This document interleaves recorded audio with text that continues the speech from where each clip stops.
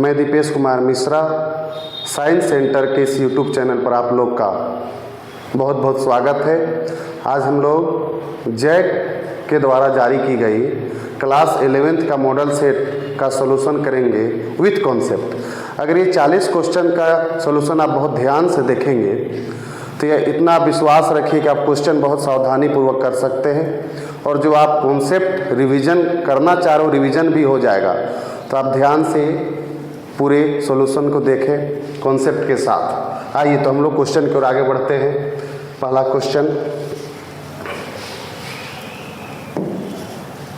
देखिए, सबसे पहला क्वेश्चन क्या है ये मॉडल सेट में, a set a is called a finite set if. सबसे पहला बात, अच्छा ये और भी सवाल इससे आ सकता है आपको सेट को लेके, आप इसका डेफिनेशन याद रखें बिल्कुल, क्योंकि बहुत बार रिपीटेड है सवाल, बहुत यूजफुल सवाल है। जैसे सेट क्या है, the collection of well defined object is called set. ये आपको सबको पता होगा, ये बिल्कुल आप याद रखें। अब यहाँ पर देखिए क्वेश्चन के, इस क्वेश्चन को समझते हैं। इस क्वेश्चन में जो ऑप्शंस में लिखे गए उसके बारे में भी हम लोग समझेंगे। देखिए सबसे पहला ऑप्शन क्या दिया गया है, it contains infinite numbers of elements. इसका मतलब क्या हुआ, इसका मतलब हुआ कि ऐसा सेट बना हुआ है जिसमें इनफाइनाइट नंबर्स है। तो जिस सेट में इनफाइनाइट नंबर्स है वो इनफाइनाइट सेट कहलाता है। जैसे देखिए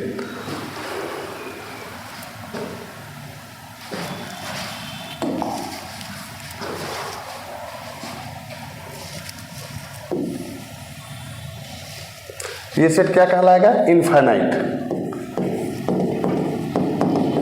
वैसे सेट जिसके पास इनफाइनाइट नंबर से उनको बोलते हैं इनफाइनाइट सेट। सेकेंड पढ़ते हैं, देखिए लिखा है इट कंटेन्स नो एलिमेंट्स। वैसा सेट जिसके पास कोई एलिमेंट है ही नहीं, सबको पता होगा इसका क्या नाम है, इम्पिटी सेट। इसका एक और नाम है नल सेट, एक नाम और है वॉइड सेट। ये तीनों नाम आप बिल्कुल याद रखें, ऐसा कोई जरूरी नहीं हर बार इम्पिटी ही लिख आपसे पूछ ले। तो एक ऐसा सेट हो गया इम्पिटी सेट। देखिए आगे और बढ़ते हैं, देखिए लिखा हुआ है if contains finite number of elements.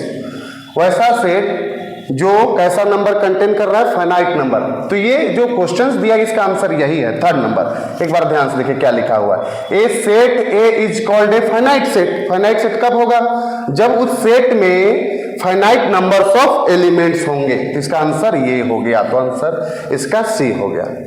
आ गया समझ में। आगे बढ़ते हैं हम लोग अगले क्वेश्चन में।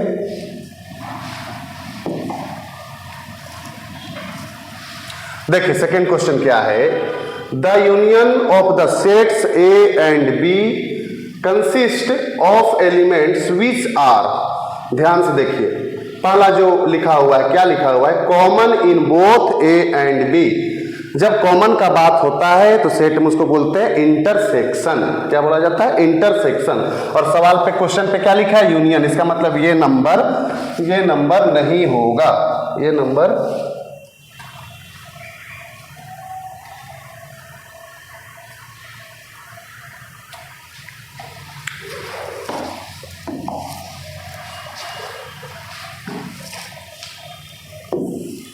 देखिए the union of two sets A and B consist. इसका मतलब यहाँ क्वेश्चन में क्या दिया गया है, यूनियन। और ऑप्शन नंबर 1 किसको बताता है, इंटरसेक्शन। जब भी कॉमन का बात हो तो किसका कॉन्सेप्ट है, इंटरसेक्शन का। आइए सेकेंड ऑप्शन देखिए, आइदर इन ए और इन बी।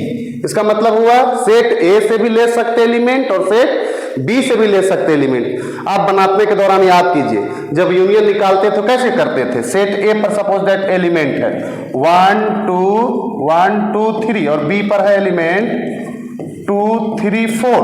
आपको बोले कि ए यूनियन बी आप फाइंड कीजिए यहाँ पर, तब क्या लिखते थे, दोनों से ही एलिमेंट लेते थे और एक कॉमन सेट ये सेट बना देते थे दोनों को मिला के। जैसे 1 2 3 4, ये क्या हो गया, यूनियन। इसका मतलब इसका आंसर क्या हो जाएगा, सेकेंड नंबर। इसका आंसर क्या होगा, सेकेंड। जब भी यूनियन का बात होगा तो क्या लिखा रहेगा, आइदर इन ए और इन बी। एंड जब भी लिखा हो तो एंड के लिए क्या होगा, कॉमन दोनों के बीच। आइए तीसरा नंबर भी कुछ कर रहा है, इसको भी समझ लेते हैं। इसका आंसर क्या हो गया, क्वेश्चन ऑप्शन नंबर बी। लेकिन थर्ड भी समझते हैं क्या कहना चाह रहा है। देखिए लिखा है नाइदर इन ए और बी। इसको आप याद रखिए, इसका कोई नोटेशन हो सकता है पूछ ले आपसे, जैसे इसको लिखना कैसे है, जैसे लिखना है A union B whole complement, इसका मतलब हुआ नाइदर इन ए और बी। इस पे भी आप विशेष ध्यान दीजिएगा क्वेश्चन बनाने के दौरान, क्योंकि आपका हो सकता है बोर्ड में ऐसा क्वेश्चन भी बने, क्योंकि हर एक क्वेश्चन इंपॉर्टेंट है जिससे एक अलग क्वेश्चन बनाया जा सकता है। ठीक है, आगे बढ़ते हैं नेक्स्ट क्वेश्चन में हम लोग। अगला क्वेश्चन देखते हैं, ये भी सेट का ही क्वेश्चन है। अच्छा, ये क्वेश्चन आप बिल्कुल पढ़े होंगे। सेट को लिखने का तरीका कितना है, सिर्फ दो, पहला होता है रोस्टर फॉर्म और दूसरा होता है सेट बिल्डर फॉर्म। लेकिन आप जब रिलेशन फंक्शन में जाते हैं तो एक और विधि आती है लिखने को, वो क्या है, एरो डायग्राम मेथड। लेकिन सेट में हम लोग सिर्फ क्या पढ़ते हैं, दो, सेट बिल्डर फॉर्म और रोस्टर फॉर्म। आपको क्वेश्चन दिया गया है सेट बिल्डर फॉर्म में, इसका एक नाम और उसको बोलते हैं प्रॉपर्टी फॉर्म। अब इस क्वेश्चन का क्या करना है कि आपको फॉर्म में हम दे दिए सेट बिल्डर फॉर्म में, आप इस आंसर को रोस्टर फॉर्म में लिख के दिखाइए। देखिए इसका सॉल्यूशन कैसे किया जाता है। ये निश्चित है कि एक सवाल ऐसा ही बोर्ड में आपका आना है। अगर ये क्वेश्चन आप ध्यान से समझ गए तो समझ जाइए कि ये क्वेश्चन आप बना लिए, जो set builder form to roster form हो सकता है, roster form to set builder form हो सकता है। देखिए लिखता क्या, इसका सॉल्यूशन हम लोग जब करेंगे तो ध्यान से देखिए आप।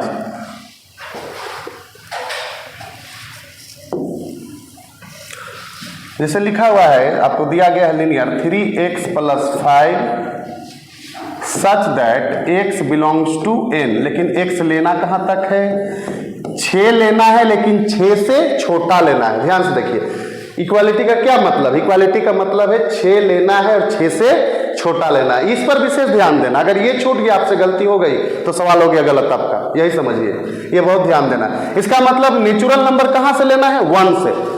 इसका एक का क्या रहा है, तब आप नंबर क्या क्या लेंगे, नंबर लेंगे आप x के जगह में 1 ले सकते हैं, 2 ले सकते हैं, 3 ले सकते हैं, 4 ले सकते हैं, 5 ले सकते हैं और 6 भी ले सकते हैं, क्योंकि यहाँ देखिए इक्वालिटी लगा हुआ है। यहाँ देखिए इक्वालिटी लगा हुआ है, अगर इक्वालिटी नहीं लगा होता तो 5 तक जाते, लेकिन इक्वालिटी लगा है तो नेचुरल नंबर यहाँ तक ले सकते हैं, 1 2 3 4 5 6।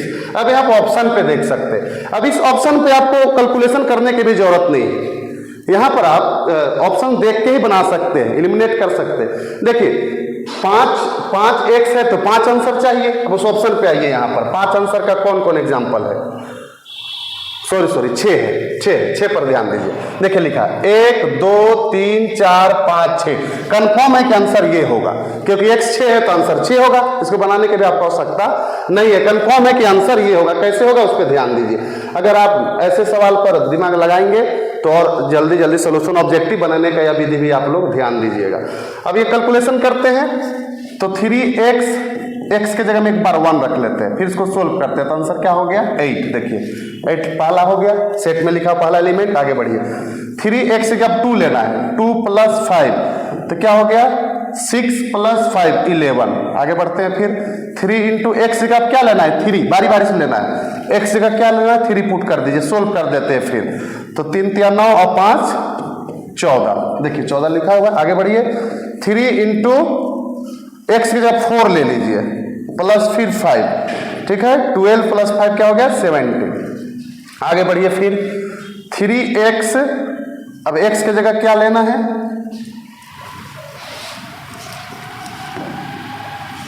देखिए 3x की जगह क्या पुट करेंगे, देखिए 4 तक जा चुके हैं तो 5 पुट कर लेते हैं। 5 + 5, इसको कैलकुलेट कर लीजिए तो 15 + 5 क्या हो गया, 20। और 3 × x का क्या लेना है, 6 + 5 18 और 5 क्या हो गया, 23। देखिए वही आंसर आ गया, 8 11 14 17 20 और 23। Option number a is right answer. आ गया समझ में। आगे बढ़ते हैं हम लोग, इसी क्रम में आगे बढ़ते हैं, अगला क्वेश्चन लेते हैं, ध्यान से आप देखते जाइए। देखिए अगला क्वेश्चन ये भी सेट का ही दिया गया, कभी बात किए थे इस क्वेश्चन के बारे में, अभी बताए थे कि एक सेट के बारे में बताया जिसका 3 नाम बताए, क्या क्या, नल सेट, एम्प्टी सेट और वॉइड सेट। देखिए यहां पर एम्प्टी नहीं लिखा, यहां पर क्या लिख दिया है बताइए, यहां पर आंसर लिख दिया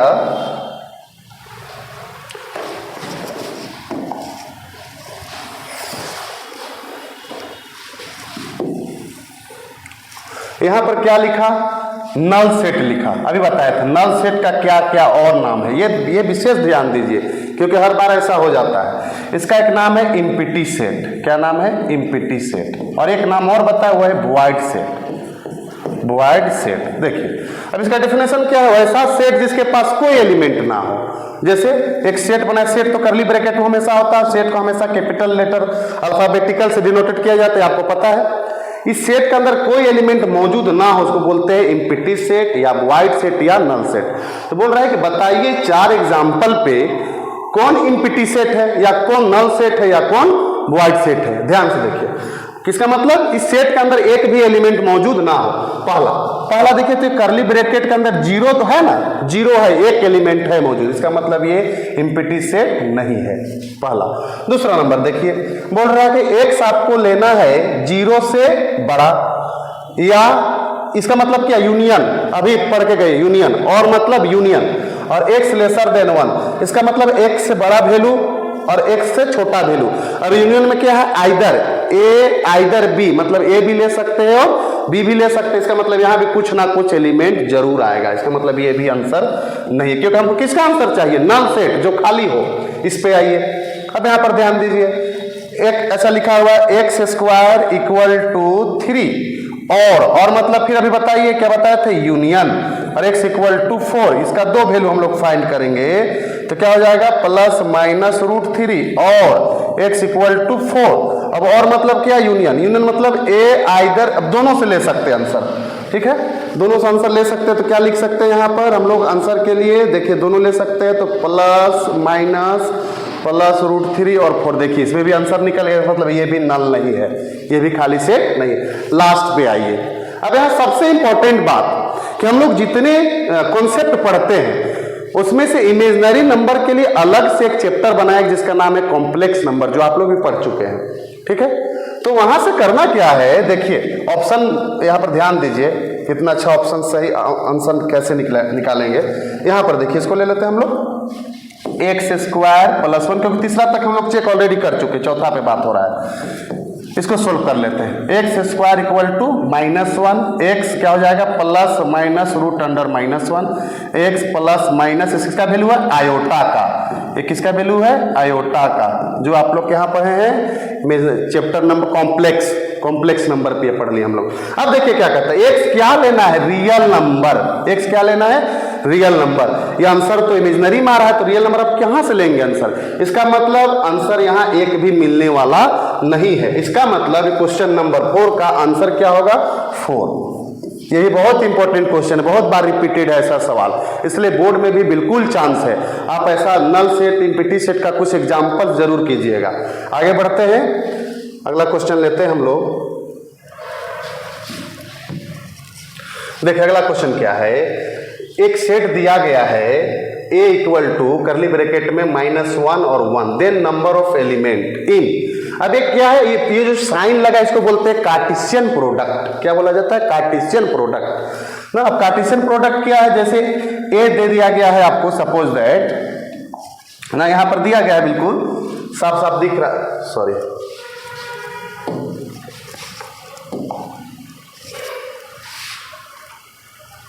देखिए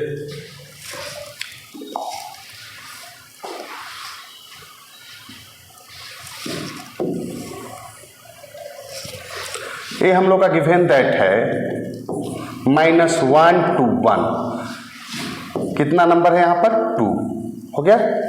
अब इसको 3 बार मल्टीप्लाई करना है हमको एक दूसरे से, तो एक सपोज दैट एक बार ए कर लिया ऐसे, तो नंबर ऑफ एलिमेंट्स कितना है, 2, तो यहाँ 2 को यहाँ लिखिए, एक बार और 2 लिखिए, तो कितना हो गया, सपोज दैट 4, दोनों गुना कर दिए तो 4।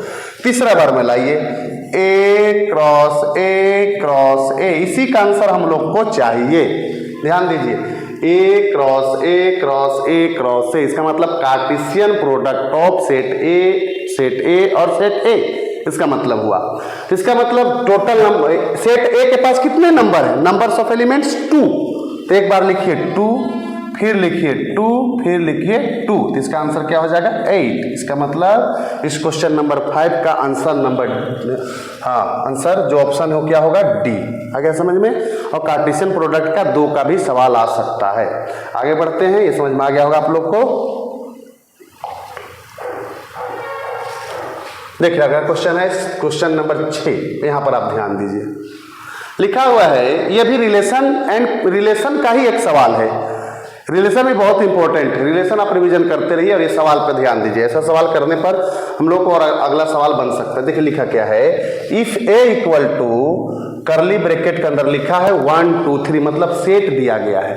अब ये चीज आप जान लीजिए, सेट उल्टा भी दिया जा सकता है। अगर ये एलिमेंट का प्लेस चेंज भी किया जाए तो कोई दिक्कत नहीं हो सकता। लिखा रहे 3 2 1 तो भी कोई उसका ना रॉन्ग नहीं होगा। एक दिया गया equal to 4, then number of relations from A and B is equal to, इसका ये लिखा गया।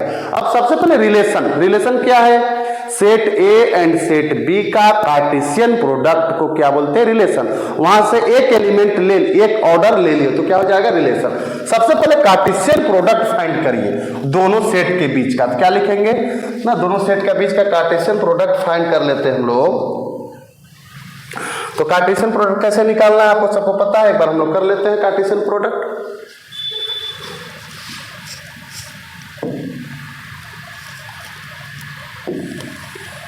देखिए ए ले लिए, दिया गया है 1 2 3 और बी दे दिया गया है 4। कार्टेशियन प्रोडक्ट निकाल लेते हैं हम लोग, ए क्रॉस बी। कार्टेशियन प्रोडक्ट हमेशा किस में रहता है, ऑर्डर पे। अब यहां ध्यान दिया जाए तो क्या कर सकते हैं, 1 को सबके साथ ऑर्डर बनाओ, ऑर्डर्ड पेयर। तो क्या लिखेंगे 1 4, फिर बताइए 2 4 और 3 4, हो गया ऐसे, निकल गया कार्टेशियन प्रोडक्ट। अब क्या बताओ, रिलेशन चाहिए हमको ए और बी का। तो ये फॉर्मूला है, इसको आप याद रखेंगे। ये रिलेशन का जो फॉर्मूला है ना, वो है 2 का पावर ए क्रॉस बी, हो गया। तो 2 ए क्रॉस बी का नंबर, ये नंबर चाहिए इसका हम लोग को, number of Cartesian product of set A and set B. तो नंबर कितने हैं, 1 2 3, तो 2 का पावर क्या हो जाएगा, 3। यही इसका हो गया आंसर, क्वेश्चन नंबर 6 का ऑप्शन नंबर सी, ये हो गया इसका करेक्ट आंसर। आगे बढ़ते हैं नेक्स्ट क्वेश्चन की ओर। इसी तरीके से ध्यान से पढ़ते जाएंगे। देखिए ये क्वेश्चन जो है, ये क्वेश्चन आपका हो गया ट्रिगोनोमेट्रिक का, मेजरमेंट ऑफ एंगल्स चैप्टर का नाम, उसका सवाल। एक ये भी बहुत इंपॉर्टेंट सवाल है, ये भी निश्चित तौर पर आपके एग्जाम पे, बोर्ड एग्जाम पे रहेगा। देखिए इसको कैसे करेंगे हम लोग, ध्यान से देखिएगा आप लोग। जैसे रेडियन, ये डिग्री में वैल्यू दिया गया, आपसे रेडियन में वैल्यू चाह रहा है, ठीक है। ऑप्शन भी आपको गिवन दैट है। यहाँ पर सबसे पहले सॉल्यूशन कैसे करना है ध्यान दीजिए। सबसे पहले लिखना है, जो दिया गया उसको डिग्री में लिखिए, इनटू, जब भी ऐसा सवाल हो, अगर वो रेडियन में आपसे पूछता है तो रेडियन में आपको इससे मल्टीप्लाई करना है पाई बाय 180। लेकिन रेडियन टू डिग्री आ जाए, सब radian two degree, suppose radian दिया रहे, आंसर पूछ ले डिग्री में, तो आप गुना करेंगे उल्टा 180 बाय पाई। याद रखिए कॉन्सेप्ट। अब यहां पर क्या है बताइए, डिग्री टू रेडियन है, डिग्री टू रेडियन, तो ये वाला उपयोग करेंगे हम लोग। यहां गुना कर दीजिए पाई बाय 180, ये 0 से 0 कैंसिल हो गया, 6 1 6 4, 6 का टेबल में 4 हो गया, ये 3 हो गया, कितना हो -4 पाई बाय 3। अब ऑप्शन पे आइए आप लोग। ये सी जो पावर में दिया गया है वो रेडियन को दर्शाता है, ये सी क्या है, रेडियन को दर्शाता है। हमेशा पावर में जब भी सी दिया रहे तो किसको दर्शाता है, रेडियन में। तो ऑप्शन नंबर सी पे मिल गया, तो ऐसा हम लोग को सी से दर्शा दिया। इसका मतलब ये आंसर किस में है, रेडियन में। इसका मतलब इसका ऑप्शन नंबर सी क्या हो गया, करेक्ट आंसर हो गया। ठीक है, आगे बढ़ते हैं नेक्स्ट क्वेश्चन पे हम लोग। ऐसा सवाल आप प्रैक्टिस कर लीजिएगा, ऐसा सवाल अपने साथ बनाइएगा कि आप रेडियन टू डिग्री कैसे किया जाए, ये सवाल जरूर प्रैक्टिस कर लीजिए। आगे बढ़ते हैं नेक्स्ट क्वेश्चन की ओर। देखिए अगला क्वेश्चन क्या है, ये भी क्वेश्चन है मेजरमेंट ऑफ एंगल का ही क्वेश्चन है, ट्रिगोनोमेट्रिक अंतर्गत ये भी आता है। देखिए ये सवाल क्या कहता है, a wheel makes 180 revolution in 1 minute, how many radian does it turn in 1 second. अब रेडियन में आपसे आंसर चाह रहा है कि जो व्हील होगा वो रेवोल्यूशन कितना करता है, 1 मिनट में 180। देखिए यहां ध्यान दीजिए, सॉल्यूशन के साथ ही समझ में आ जाएगा आपको। देखिए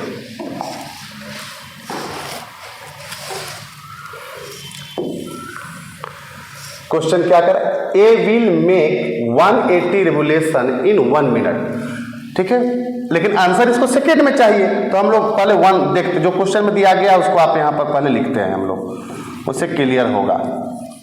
1 मिनट में कितने बार रेवोल्यूशन हो रहा है, 180। आंसर हम लोग को सेकेंड में चाहिए, क्योंकि देखिए लास्ट में क्या लिखा, how many radian does it turn in 1 second, इसका मतलब मिनट को किस में बदल लेंगे, सेकेंड में, तो 1 मिनट को क्या लिख सकते हैं, 60 सेकेंड, हो गया 180। यहाँ पर अब 1 सेकेंड का निकालना है रेवोल्यूशन, ना ये क्या है, रेवोल्यूशन है, 1 सेकेंड का निकालना है, तो कैसे लिखेंगे, 180 बाई 60, कैंसिल कर दिया जाए तो 1 सेकेंड में क्या हो गया, 3 रेवोल्यूशन। पहला ये हम लोग फाइंड कर लिए, ठीक। अब आगे बढ़िए।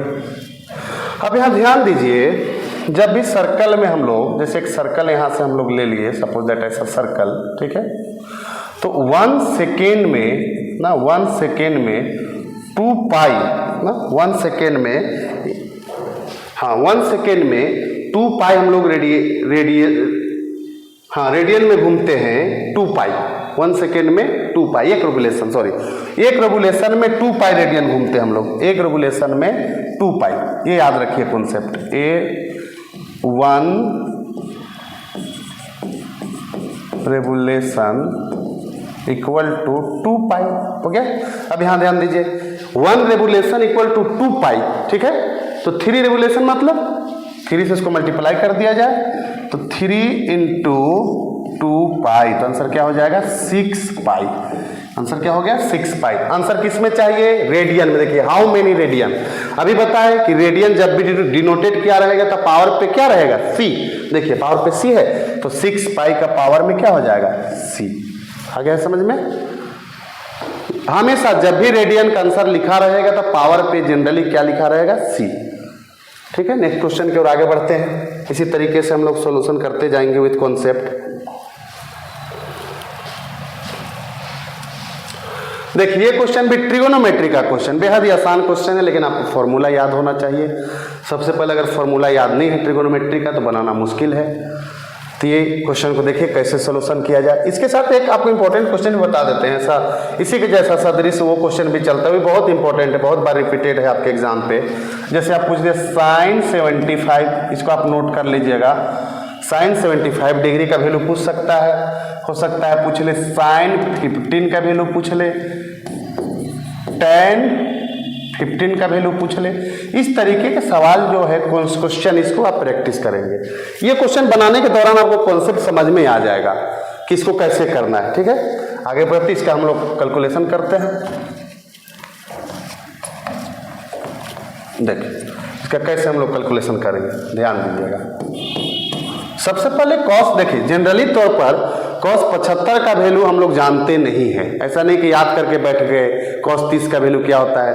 तो इसके लिए एक मेथड बनाया गया, ट्रिगोनोमेट्री फॉर्मूला के यूज करके हम लोग इसका वैल्यू निकाल सकते हैं। देखिए कॉस 75 को हम लोग ऐसे तोड़ सकते हैं क्या, कॉस 45 प्लस 30 ऐसे लिख सकते हैं, ऐड करेंगे तो फिर 75 डिग्री ही हो जाएगा। अब देखिए इसको बनाने के लिए आपको एक फॉर्मूला याद होना चाहिए, होता है कॉस ए प्लस बी, ये हो गया फॉर्मूला। ए की जगह में 45 डिग्री और बी की जगह में 30 डिग्री। फॉर्मूला क्या है, जनरली याद रखना चाहिए, cos A cos B minus sign A sine B. अगर यहाँ प्लस है तो यहाँ माइनस, और यहाँ माइनस है तो प्लस, सेम फॉर्मूला ना। यहाँ पर अगर सपोज माइनस रहता तो यहाँ क्या देते, प्लस। अब इस देखो यहाँ पर प्लस वाले कॉन्सेप्ट पे चल रहे हैं, क्योंकि प्लस का ही सवाल बन रहा है, क्योंकि 75 को किस पे तोड़ रहे हैं, 45 प्लस 30, तो प्लस वाला फॉर्मूला लगेगा। तो इसको उपयोग कर लेते हैं, cos 45 प्लस 30, ठीक। इसके जैसे फॉर्मूला वैसे यहाँ पुट कर लीजिए, cos 45 डिग्री, एक जगह क्या है 45, और cos b की डिग्री क्या है, b की जगह क्या है 30 डिग्री, बीच में माइनस, साइन ए, तो साइन ए फिर 45 डिग्री, और साइन बी मतलब 30 डिग्री। सबसे पहले फॉर्मूला में हम लोग सही तरीके से पुट कर लेंगे। अब वैल्यू तो याद होना चाहिए, वैल्यू याद होना चाहिए, ठीक है। अब यहाँ ध्यान दीजिए, एक बार चेक जरूर कर लीजिए, जब आप फॉर्मूला लिखते हैं तो निश्चित तौर पर चेक कीजिए। तो यहाँ पर हम लोग ठीक लिखे हुए हैं, इसका कैलकुलेशन आगे करते हैं। इसका वैल्यू क्या होता है 1/√2 और cos 30 का वैल्यू √3/2 क्या होता है √3/2, बीच में माइनस तो माइनस, इसका वैल्यू भी क्या होता है 1/√2, इसका वैल्यू होता है 1/2। sin 30 हो जाता है 1/2 और cos 30 होता है √3/2। इसको कैलकुलेशन करते हैं तो क्या लिखेंगे √3/2 √2 माइनस 1 2√2 हो गया। अब इसका एलसीएम क्या हो जाएगा 2√2 और √3 माइनस 1। देखिए ये हो गया आंसर। बेहद ही आसान सवाल है, सिर्फ फॉर्मूला याद होना चाहिए। देखिए ऑप्शन कहाँ पर ये लिखा हुआ है, ऑप्शन नंबर बी पर आप ध्यान दीजिए, √3 minus 1 by 2√2, option number B is right answer. हो गया, समझ में आ गया आप लोगों को। आगे बढ़ते हैं इसी तरीके से, अगला सवाल लेते हैं, अगला क्वेश्चन हम लोग ले लेते हैं। देखिए ये भी ट्रिगोनोमेट्री का ही सवाल है, क्वाड्रेंट रूल का ये सवाल है ट्रिगोनोमेट्री का। ठीक है, देखिए सबसे पहले समझते हैं क्वेश्चन क्या बोलना चाह रहा है, आंसर कैसे निकालना है इसका। देखिए दिया हुआ है cos a का वैल्यू आपको 4/5 दिया हुआ है, cos b का वैल्यू क्या दिया है 12/13। बोलता है where a and b both lies in quadrant fourth, जो a और b जो है एंगल, ये क्या cos के बाद जो ये लगा रहा था इसको बोलते हैं एंगल, ये क्या है एंगल। तो बोला है कि एंगल कहाँ लाइज करता है क्वाड्रेंट 4 पे, तो वैल्यू किसका चाहिए cos a प्लस b का। अभी फॉर्मूला पढ़ के आए हम लोग cos a प्लस b का, वही फॉर्मूला उपयोग है। लेकिन उससे पहले क्वाड्रेंट एक वर्ड आ गया, उसको ध्यान दीजिए। ये कौन से पता होगा आपको शायद, लेकिन एक बार रिवीजन कर लीजिए ना, अगर आप भूल गए हैं तो एक बार रिवीजन कर लीजिए इस बात को। देखिए लेकिन ये बहुत इंपॉर्टेंट है, क्वाड्रेंट रूल जो है इसको आपको याद रखना बहुत जरूरी, बहुत नेसेसरी है। इसके बिना क्लास 12th भी नहीं निकलने वाला है ना, 11th तो छोड़ दीजिए, 12th में बहुत ज़्यादा ही उपयोग है। तो ये क्या हो गया फर्स्ट क्वाड्रेंट, इसको आप ये तो पता है फर्स्ट क्वाड्रेंट है, ये क्या है सेकेंड क्वाड्रेंट, ये हो गया आपका थर्ड क्वाड्रेंट, ये हो गया फोर्थ क्वाड्रेंट। अब ट्रिगोनोमेट्री रूल जब यहाँ ट्रिगोनोमेट्री अप्लाई करते हैं, ये क्या होता है एक्स एक्सिस, ये जनरली तौर पर सबको पता है। ये क्या होता है वाई एक्सिस, हो गया। यहाँ ध्यान दीजिए, पहला जो क्वाड्रेंट होता है ऑल ट्रिगोनोमेट्री क्या हो जाता है पॉजिटिव, मतलब 90 ना 90 माइनस थीटा लिखा हो तो हमेशा क्या होता है ऑल ट्रिगोनोमेट्री क्या हो जाएगा पॉजिटिव, हो गया। अब 180 माइनस सेकेंड क्वाड्रेंट पे क्या क्या पॉजिटिव, साइन एक्स या साइन थीटा या एंगल जो दिया रहे, आप एंगल चेंज कर सकते हैं। तो यहां पर sine and cosec are positive, क्या क्या sine x and cosec x are positive और अदर्स आर नेगेटिव। बाकी जो चार बचे वो सब यहां पर क्या होंगे नेगेटिव, हो गया सेकेंड क्वाड्रेंट पे। थर्ड पे आइए, थर्ड पे क्या है बताइए tan cot are positive, tan x and cot x are positive और अदर्स आर क्या हो गया बताओ, अदर जितने बच गए वो सब क्या हो जाएगा नेगेटिव, हो गया। फोर्थ पे आइए, फोर्थ पे क्या क्या positive cos x positive and sec x positive and others are negative, ये क्या हो जाएगा लेवेज भी पॉजिटिव। अब यहां ध्यान दीजिए आप, क्वाड्रेंट किसका बात कर रहा है फोर्थ क्वाड्रेंट, क्वाड्रेंट क्या है फोर्थ क्वाड्रेंट। फोर्थ क्वाड्रेंट जब भी बात कर रहा है तो यहां पर आप ध्यान दीजिए फोर्थ क्वाड्रेंट पे कौन कौन positive cos x and sec x positive. यहां देखिए तो cos एक्स का वैल्यू पॉजिटिव में दिया है और cos b का वैल्यू भी पॉजिटिव में दिया। देखिए पहला बात सत्य कर दिया, अगर ये बात सही नहीं होता तो नेगेटिव में आंसर देता, ठीक। इसका मतलब यहां पर ये वैल्यू जो दिया गया, अब इसका मतलब फोर्थ क्वाड्रेंट का बात कर लिया तो फोर्थ क्वाड्रेंट पे साइन एक्स हमेशा क्या होगा नेगेटिव। बाकी अदर्स जितनी ट्रिगोनोमेट्री हैं cos x and sec x के अलावा वो सब फोर्थ क्वाड्रेंट पे क्या होंगे नेगेटिव। इसका मतलब जब वैल्यू हम लोग फाइंड करेंगे cos a और cos b के अलावा दूसरा कोई भी वैल्यू अलग ट्रिगोनोमेट्री में sin x या tan x या cot x, तो सबका आंसर किस में दिया रहेगा नेगेटिव में, ठीक है। अब ये क्वेश्चन हम लोग करते हैं, इतना कॉन्सेप्ट आपको पहले आना चाहिए तब ये सवाल बनेगा, और ऐसा तो इंपॉर्टेंट ही है, बहुत सारे ट्रिगोनोमेट्री सवाल में सीधा ही इसका उपयोग है। तो हम लोग ये आगे बढ़ते हैं, अभी नहीं कंप्लीट हुआ है ये सवाल ना, पहले कॉन्सेप्ट बता दिया आप लोग को।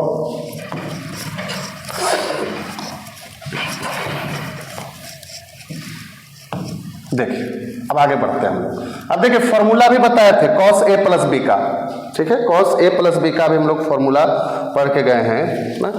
सबसे इंपॉर्टेंट क्या है देखिए, यहाँ पर एक बार फिर से लिख देते हैं, cos a प्लस बी क्या हो गया, cos a cos b minus sin a sin b। इसका मतलब cos a प्लस b को निकालने के लिए हमको किसका वैल्यू चाहिए, cos a और sin b का वैल्यू चाहिए, जो यहां से हम लोग निकाल सकते हैं। जैसे cos a आपको गिवन दैट है 4/5, cos a क्या गिवन दैट है 4/5 हो गया। अब यहां से sin चाहिए हम लोग को, ठीक। तो फॉर्मूला क्या होता है कि याद कीजिए आप लोग, जैसे sin a ऐसे करके लिखते थे 1 माइनस cos स्क्वायर a। कहाँ से आया है formula, identity formula, sin square a plus cos square a equal to 1, ये फॉर्मूला। अब यहाँ से आपको वैल्यू चाहिए sin a का, ठीक है, sin a स्क्वायर का। तो कैसे लिखते थे 1 माइनस cos स्क्वायर a, इधर चला गया तो नेगेटिव। अब यहाँ से जब हम लोग स्क्वायर हटाएंगे तो ये क्या हो जाएगा रूट, तो 1 माइनस cos स्क्वायर a। देखिए ये फॉर्मूला हम लोग उपयोग कर लिए यहाँ पर, हो गया। अब cos a का वैल्यू चाहिए, फॉर्मूला उपयोग कर लिए क्योंकि आइडेंटिटी से आया है। अब यहाँ पर हम लोग को क्या दिया गया है ऑलरेडी बताइए, क्या दे दिया गया है, cos a का वैल्यू गिवन दैट है 1 माइनस 4/5 का होल स्क्वायर। इसको सोल्व कर लेते हैं, sin a 1 माइनस 16/25 हो गया। ये फॉर्मूला हम रेज कर देते हैं क्योंकि आप लिख चुके होंगे। अब यहाँ से वैल्यू फाइंड कर लीजिए sin a का, ठीक है। sin a का वैल्यू कैसे हो जाएगा बताइए, यहाँ से 25, एलसीएम क्या हो जाएगा 25 ना, एलसीएम 25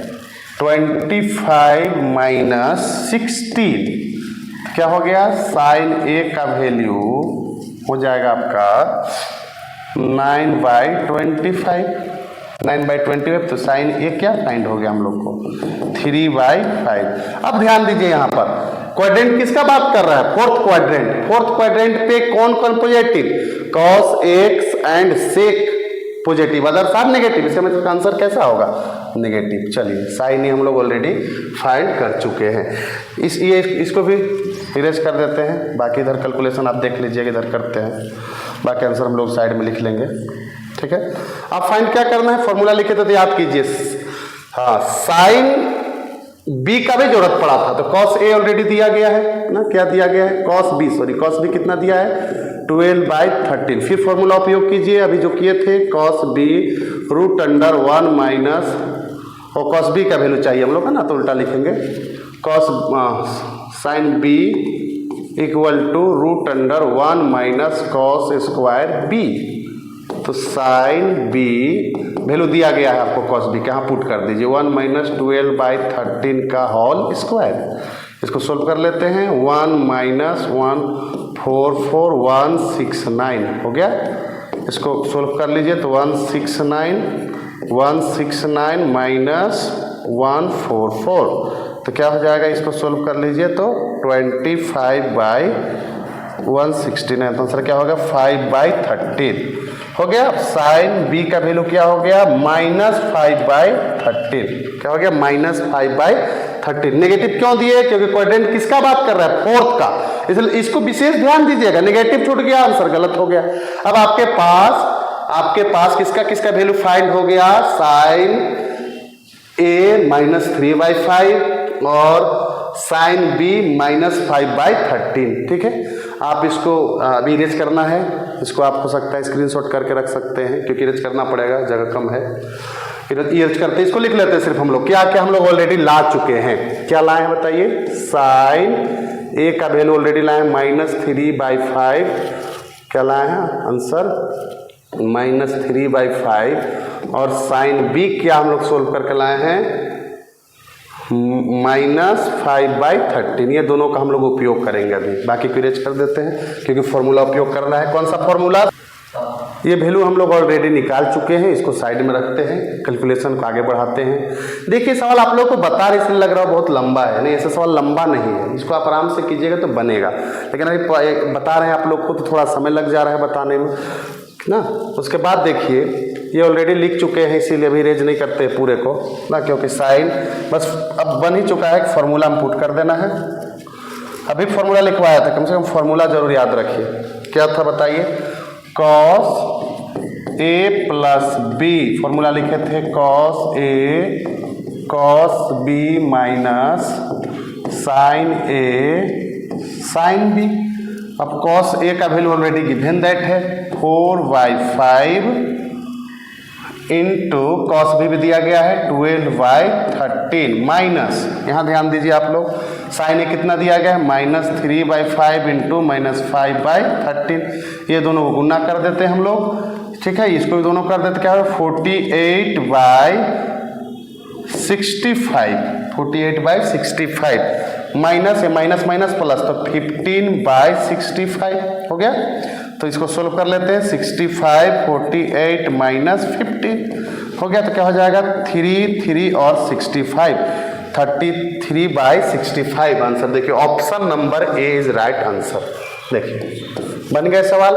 एक बार आप प्रैक्टिस कर लीजिएगा तो बहुत आसानी से बन जाएगा, बहुत बड़ा सवाल नहीं है ये, ठीक है, आसान सवाल है, लेकिन पहला सवाल हम लोग कर लिए। अब ऐसा सवाल आप प्रैक्टिस कर लीजिए। नेक्स्ट आगे बढ़ते हैं, अगला क्वेश्चन हम लोग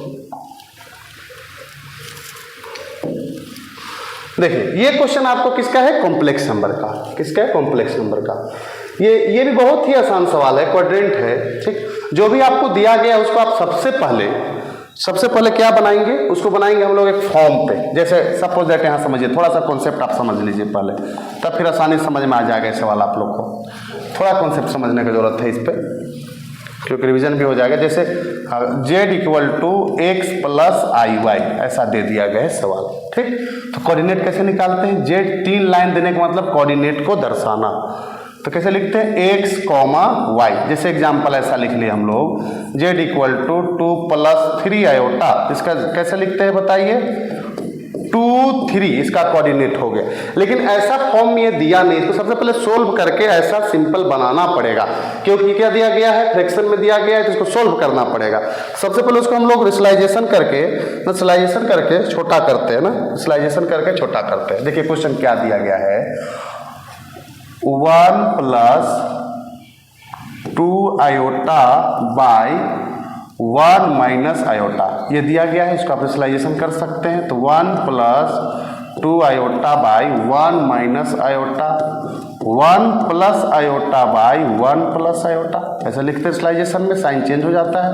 अब इसको ऊपर को ऊपर से गुना कीजिए, नीचे को नीचे से गुना कीजिए, तो क्या लिखेंगे, 1 से सबको करेंगे तो 1 + आयोटा, फिर 2 से सबको करना है तो 2 आयोटा प्लस 2 आयोटा का स्क्वायर, गुना कर लिए दोनों को। अब ये तो फॉर्मूला है a - b, a + b, तो क्या लिखेंगे 1 का स्क्वायर माइनस आयोटा का स्क्वायर, हो गया। ये यहाँ पर ध्यान दीजिए, आयोटा स्क्वायर का वैल्यू क्या होता है, -1। आयोटा स्क्वायर का वैल्यू क्या होता है, -1। तो यहाँ पर क्या लिख लिए, ध्यान दीजिएगा, 1 + 3 आयोटा -2, क्या हो गया, -2, क्योंकि आयोटा स्क्वायर -1 पुट कर लिए, और यहाँ पर भी -1 पुट करेंगे तो 1 और -1 + 2 हो गया, ऐसा हो गया। अब यहाँ ध्यान दीजिए, आप इसको सोल्व कर लेते हैं। -2 और +1 क्या हो गया, -1 + 3 आयोटा बाई 2। यहाँ तक कोई डाउट नहीं। अब देखिए, अभी जैसे हम लोग कहते हैं z = x + y, दोनों को अलग अलग कर लिया जाए, ठीक है, दोनों को अलग अलग कीजिए। जैसे क्या दिया गया है, z = -3 + 3 आयोटा बाई 2, दोनों को अलग अलग कर लीजिए x और y के टर्म में, तो -1/2 + 3/2 आयोटा, ऐसा लिखा गया है, ठीक। अब यहाँ पर x की जगह क्या हो गया, -1/2, और y की जगह क्या हो गया, 3/2। अब क्वाड्रेंट याद कीजिए आप, साइन सबको पता होगा, ठीक है, क्वाड्रेंट सब याद कीजिए क्या होता है साइन, ठीक। ये प्लस प्लस, ये क्या हो जाता है, ये हो गया आपका x माइनस प्लस, x क्या हो गया, हमेशा x का पहले लिखते हैं साइड, ये हो गया माइनस माइनस, ये क्या हो गया बताइए, x प्लस और माइनस, ये साइन हो गया, ठीक है। पहला में प्लस प्लस, दूसरा में माइनस प्लस, तीसरा में माइनस माइनस, चौथा में प्लस माइनस, हो गया। अब देखिए यहाँ पर ये वाला जो पॉइंट x और y जो कोऑर्डिनेट दिया गया है, उस किस क्वाड्रेंट पे जाके इसको रखेंगे, x क्या है नेगेटिव और y क्या है पॉजिटिव, तो x नेगेटिव कहाँ कहाँ है देख लीजिए, तो x नेगेटिव यहाँ पर है, x नेगेटिव यहीं पर है सिर्फ, तो ये क्वाड्रेंट और पॉजिटिव यहाँ, तो इसका मतलब इसका आंसर क्या हो गया, सेकेंड क्वाड्रेंट। ध्यान दीजिए इसका आंसर क्या हो गया, सेकेंड क्वाड्रेंट। x क्या है, इसको ऐसा लिखा हो सपोज दैट -1/2 और 3/2, इसको आप किस क्वाड्रेंट पे पुट करेंगे, तो x नेगेटिव, इसका मतलब नेगेटिव इधर आएगा, y पॉजिटिव मतलब ये वाला क्षेत्र, इसका मतलब कौन क्वाड्रेंट होता है, सेकेंड। इसका आंसर हो जाएगा सेकेंड क्वाड्रेंट। आ गया समझ में, ठीक है। कैलकुलेशन सिर्फ करना है और लाना है सवाल। ऐसा क्वेश्चन आप प्रैक्टिस कर लीजिएगा। आगे बढ़ते हैं अगले सवाल की ओर। देखिए ये भी सवाल उसी का है, कॉम्प्लेक्स का, मॉडुलस ऑफ मॉडुलस। देखिए जस्ट थोड़ा सा कॉन्सेप्ट समझ लेते हैं, फिर हम लोग क्वेश्चन करेंगे, क्योंकि रिवीजन हो जाएगा आपका कॉन्सेप्ट का भी। जब ये सवाल आप लोग जब ये कॉन्सेप्ट सीखेंगे तो बाकी सवाल भी आप कर सकते हैं। z = x + iy, ये फॉर्म है किसका, कॉम्प्लेक्स नंबर का। अब मॉडुलस फाइंड करना है, क्या है, ऐसे मॉडुलस का साइन होता है क्या ना, √x² + y², यही होता है इसका फॉर्मूला बनाने का, ठीक। लेकिन ये देखिए इस फॉर्म में है नहीं, z = x + i वाला अगर सिंपल फॉर्म में दिया रहता तो ऐसे सोल्व कर देते आंसर आ जाता, लेकिन है नहीं, ये फॉर्म इसको पहले बनाना पड़ेगा। तो क्या है फॉर्मूला, a - b का होल स्क्वायर, इसको अप्लाई करते हैं हम लोग, ठीक है, इसको अप्लाई करते हैं। तो फॉर्मूला आपको पता है -b² का, a स्क्वायर ना -b² + 2ab, ऐसा करते लिख लेते हैं, 3i का होल स्क्वायर +1 का होल स्क्वायर -2 × 3i × 1। इसको सोल्व कर लो तो क्या लिखोगे, 9i का स्क्वायर +1 का स्क्वायर 1 -6i। ओके, अब आयोटा को क्या लिख सकते हैं, -1, क्या लिखते हैं, -1, तो हो जाएगा -9 + 1 -6i। हो गया, इसको क्या लिखेंगे, -8, इसको सब -8 -6i। अभी देखिए z, देखिए फॉर्म में आ गया, z = x + iy के फॉर्म में आ गया ना। अब ये फॉर्म में आ गया तो इसका स्क्वायरिंग कर लेंगे हम लोग, तो क्या करेंगे बताइए, z = -8 का स्क्वायर + -6 का स्क्वायर, तो क्या हो गया, 64 + 36, तो हो गया 100। 100 का रूट क्या हो गया, 10। इसका मतलब आंसर क्या हो गया, 10। ऑप्शन नंबर डी इसका राइट आंसर है। चलिए नेक्स्ट क्वेश्चन की ओर बढ़ते हैं। आई थिंक आपको समझ में आ रहा होगा सब। देखिए आगे बढ़ते हैं, क्वेश्चन नंबर 13। क्या लिखा है, if x belongs to n then the solution of 13x < 24 is. Actually में क्वेश्चन जो है ना, एक क्वेश्चन डाउट है इस क्वेश्चन पे, इसका आंसर एक्चुअली फाइंड नहीं हो रहा है ना। यहाँ पर ये 30x जो है, यही ये जो क्वेश्चन है जो है वो कैलकुलेशन में समस्या आ रहा है इस पे, ठीक। तो ये क्वेश्चन पे डाउट है, इसका सोल्यूशन संभव नहीं है, ठीक है। आप प्रयास कीजिए अगर आपको कहीं से मिल जाता है सोल्यूशन तो, लेकिन ना मेरे हिसाब से क्वेश्चन डाउट है। आगे बढ़ते हैं हम लोग इसी क्वेश्चन पे, आगे बढ़ते हैं, कॉन्सेप्ट बढ़ाते हैं। देखिए ये क्वेश्चन आ गया आपका इनइक्वालिटीज का, इनइक्वालिटीज का क्वेश्चन आ गया, इसको आप कैसे सोल्व करेंगे देखिए, ठीक है।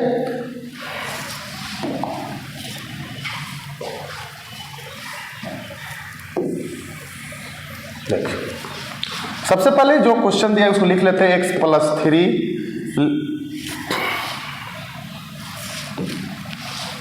> 10।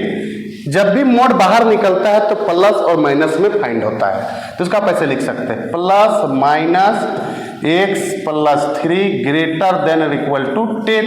अब इसका दो भाग हो गया, एक प्लस के साथ एक माइनस के साथ, प्लस वाला ले लीजिए, x + 3 > 10, एक माइनस ले लेते हैं, -x + 3 > 10। अब इसको सोल्व कर लिया जाए, ठीक। तो जब प्लस या माइनस नेगेटिव से भी हम लोग जोड़ घटाव करते हैं इनइक्वालिटी में तो कोई चेंजिंग नहीं होता है। तो इसको 3 को उधर ले जाए तो क्या लिखेंगे, x = 10 - 3, तो x इज > 7। पहला हम लोग फाइंड, इस पे आइए आप लोग, ठीक। तो माइनस अब दोनों के लिए माइनस, ठीक है, तो -x - 3 और 10, ठीक। वेरिएबल को एक साइड रख दीजिए, कौन सा उधर ले जाइए नंबर को, तो 10 + 3, ये माइनस उधर चला गया, तो क्या हो गया माइनस एक्स ग्रेटर देन 13। अब x से आपको नेगेटिव हटाना है। अब इनइक्वालिटी का रूल है, जब भी नेगेटिव हटाते हैं तो यहाँ पर क्या होता है, इनइक्वालिटी चेंज हो जाता है, तब माइनस से मल्टीप्लाई करते हैं। तो यहाँ माइनस से मल्टीप्लाई करेंगे x से माइनस हटाने के लिए, तो क्या हो जाएगा x, ये उल्टा हो जाएगा, x is lesser than minus 13 हो गया। यहाँ पर कोई डाउट नहीं है। अब देखिए इसको ना नंबर लाइन से इसका आंसर हम लोग, ये क्वेश्चन थोड़ा अच्छा क्वेश्चन है ना, इसका प्रैक्टिस रख सकते हैं ऐसा सवाल। दो, अब x का वैल्यू क्या लेना है, 7 से बड़ा लेना है। x का वैल्यू आपको लेना है 7 से बड़ा, और x का वैल्यू माइनस 13 से छोटा लेना है। पहले लिखिए आप, ठीक है, माइनस 13 पहले लिख लीजिए और फिर 7, पहले छोटा फिर बड़ा। अब आंसर क्या लेना है, x से बड़ा ले, 7 से बड़ा लेना है, 7 को भी लेना है तो यहां डॉट दे दीजिए, इधर चला जाएगा लाइन। अब 13 को भी लेना है और इधर चला जाएगा लाइन, ठीक है। आंसर कभी भी इधर से लिखा जाता है, अभी भी कर मेथड पढ़े होंगे तो यहां से आपको बताया गया होगा। आंसर कभी भी इधर से लिखना है, तो आंसर क्या लिखेंगे, x belongs to open interval minus infinity to minus 13, और ये डॉट है इसलिए क्या हो जाएगा क्लोज इंटरवल। अब जब एक इंटरवल ले लिए, दूसरा इंटरवल के पास जाते हैं तो क्या लिखते हैं, यूनियन। देखो यूनियन लिख लिए। अब देखो 7 को भी लेना है क्योंकि इक्वालिटी लगा है, तो यहाँ डॉट दे दिए, और डॉट दे दिए तो लेना है मतलब क्लोज इंटरवल, क्लोज इंटरवल 7 कहां तक जाना है, पॉजिटिव इंफिनिटी। इंफिनिटी हमेशा ओपन होता है। देखो option number C is right answer, ठीक है। ऐसा क्वेश्चन आप प्रैक्टिस करिए ना, बहुत ही इंपॉर्टेंट है। आगे बढ़ते हैं नेक्स्ट क्वेश्चन की ओर। क्वेश्चन नंबर 15 पाइए, ठीक है। ये फॉर्मूला बेस्ड सवाल है, ये फॉर्मूला आपको याद होते सवाल आसान है, बन जाएगा। देखो क्या लिखा हुआ है, एन ना, देखो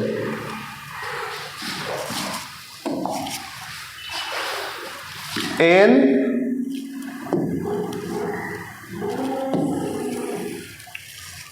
NCR प्लस 1 ऐसा लिखा हुआ है, लिखा हुआ है N+1 CR प्लस 1 ऐसा है। आंसर किसका चाहिए, x का चाहिए, ठीक। ये आंसर चाहिए x का। ये क्वेश्चन में थोड़ा मिस प्रिंट हो गया है, यहाँ पर R+1 ना, इस क्वेश्चन पर थोड़ा सा मिस प्रिंट हो गया है क्योंकि x यहाँ पर लिखा नहीं कहीं, कैसे फाइंड करना होगा, ठीक है। थोड़ा सा देख लेते हैं इस क्वेश्चन को थोड़ा देख लिया जाए, थोड़ा समझ लेते हैं क्या होना चाहिए। यहाँ पर x होना चाहिए, यहाँ पर x होना चाहिए, यहाँ पर ना, यहाँ पर x होना चाहिए था, ठीक है, यहाँ पर x होना चाहिए था, ठीक है। तो ये फॉर्मूला ही लिख दिए, फॉर्मूला ही लिखा हुआ है, यहाँ पर x होना चाहिए, तो ये फॉर्मूला देखो NCR प्लस 1 को लिख सकते हैं N+1 NCR प्लस 1। अगर यहाँ x रहता, यहाँ पर सपोज दैट x रहता, तो ये दोनों को कंपेयर कर लेते, एक दूसरे से कंपेयर करते, तो ये इसके साथ ये लिखा तो सही हो गया, इसके साथ ये लिखा तो सही हो गया। अब x के पास क्या लिखा हुआ है, R+1, तो x का वैल्यू क्या हो जाता है यहाँ पर R+1, ठीक है। यहाँ पर क्या है, R+1 की जगह x होगा क्वेश्चन पे, और ये फॉर्मूला है, ये फॉर्मूला आपको याद होना चाहिए। देखिए इस फॉर्मूला से इसको कंपेयर कर दिए तो x की जगह क्या मिला हमको रखा हुआ R+1, इसका आंसर क्या हो जाएगा R+1, ऑप्शन नंबर सी इस करेक्ट आंसर, ठीक है। ये फॉर्मूला बिल्कुल आप याद रखें, ऐसा 3-4 फॉर्मूला है, ज्यादा फॉर्मूला नहीं है, ठीक। आगे नेक्स्ट क्वेश्चन की ओर बढ़ते हैं। क्वेश्चन नंबर 16, आइए देखिए क्या लिखा हुआ है। In the many ways can 4 different books arranged on A self. जब भी डिफरेंट का बात करें, देखिए शॉर्टकट याद रखिए, जब भी डिफरेंट का बात करें तो जितना भी वहां नंबर दिया गया है उसका फैक्टर निकाल दीजिए, फैक्टराइजेशन कर दीजिए, वही उसका आंसर होगा, ठीक है। कितना डिफरेंट है, 4, इसको क्या लेंगे 4 ना, इसका आंसर लिख लेंगे हम लोग 4, ठीक है। इसका आंसर लिखते हैं 4। ध्यान दीजिए, अगर डिफरेंट है तो क्या बोले, जितना डिफरेंट उतना फैक्टोरियल, 4 डिफरेंट तो 4 फैक्टोरियल, 4 डिफरेंट तो 4 फैक्टोरियल। इसका आंसर क्या हो जाएगा बताइए, फैक्टोरियल 4। इसको कैसे तोड़ते हैं, 4 × 3 × 2 × 1, इसको सोल्व कर देंगे क्या हो जाएगा 24 आंसर। आ गया समझ में, ठीक है। आप याद रखें बिल्कुल। अब व्यक्ति का बात करेगा, जैसे 4 व्यक्ति, तो व्यक्ति तो हमेशा अलग अलग ही होंगे, तो यहाँ पर बुक का बात किया, बुक है इसीलिए क्या लिखा है, डिफरेंट बुक, यहाँ पर डिफरेंट लिखना जरूरी है। तो आप सीधा शॉर्टकट याद रखें, जब भी डिफरेंट वर्ड आ जाए ना और अरेंजमेंट का बात करें, मतलब क्या, परमुटेशन का ही एक नाम क्या है, अरेंजमेंट। अरेंजमेंट का ही नाम क्या है? परमुटेशन। इसका मतलब 4 का क्या निकाल दिए? Permutation, factorisation. इसका आंसर हो जाएगा 24। ठीक है, आगे नेक्स्ट क्वेश्चन की ओर बढ़ते हैं।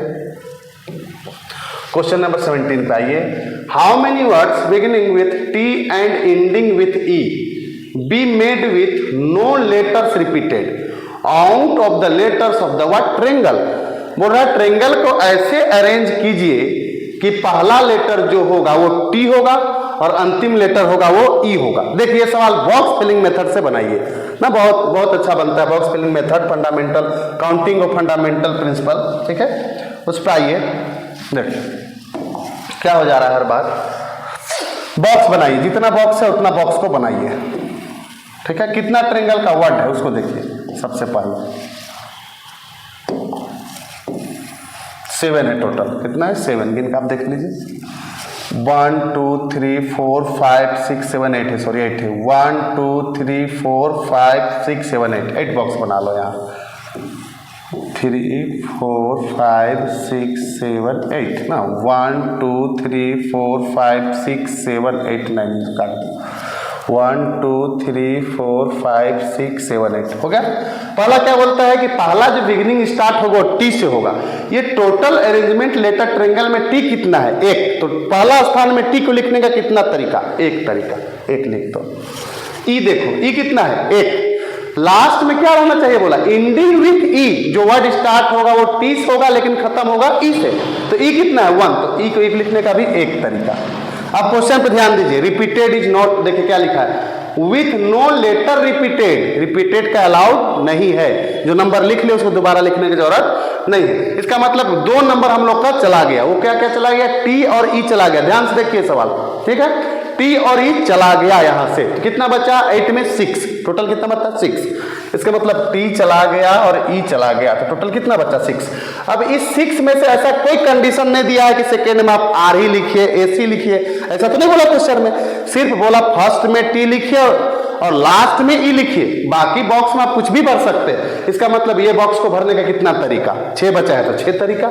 लेकिन रिपीटेशन इज नॉट अलाउड। इसका मतलब 1 नंबर ये लेगा। 1 नंबर तो रखेंगे ना यहाँ कुछ ना कुछ। ये 6 में से कोई 1 नंबर जरूर यहाँ आएगा। और क्योंकि क्वेश्चन में रिपीटेशन नॉट अलाउड लिखा है इसीलिए ना, इसीलिए कम करना पड़ेगा। आप कितना बचा? 5। तो 5 को यहाँ भरने का तरीका इसी तरह से बढ़ते जाओ। 4 भरने का तरीका, 3 भरने का तरीका, 2 और 1। इसको सोल्व कर दो तुम। देखो अब सोल्व करना भी आसान है, क्योंकि ये देखो ये 1 को यहाँ पर फंडामेंटल ऑफ काउंटिंग लग गया। फंडामेंटल ऑफ काउंटिंग में क्या करना है? यहाँ पर 2 केस, एक एडिशन होता है, एक मल्टीप्लीकेशन होता है। नंबर सबको लेना है, क्योंकि क्या बनाना है? ट्रेंगल का ही ना हम लोग का लेटर बनाना है जो टी और ई से शुरू हो। इसका मतलब 8 लेटर लेना ही लेना है। अब सबको लेना है, नेसेसरी है लेना, तो सब जगह क्या होगा? मल्टीप्लाई। सब जगह क्या होगा? मल्टीप्लाई। ये भी लेना है, ये भी लेना है, ये भी लेना है। जब भी का उपयोग हो जाए तो वहां पर मल्टीप्लाई। सबको गुना कर दो तो क्या लिखेंगे? 1 × 6 × 5 × 4 × 3 × 2 × 1 × 1। देखो ये 1 1 को गुना करने से कोई फर्क नहीं पड़ता। यहाँ पर आ जाओ 6 5 2 1। देखो ये किसका फैक्टोरियल है? 6 का फैक्टोरियल। और 6 का फैक्टोरियल का आंसर क्या होता है? 720। अगर आपको याद है तो आप आसानी से बना सकते हैं, और नहीं याद है तो गुना करते रहिए बैठ के। ठीक है, तो आंसर नंबर क्या हो जाएगा? इस क्वेश्चन का आंसर क्या हो जाएगा? बी। ठीक है, समझ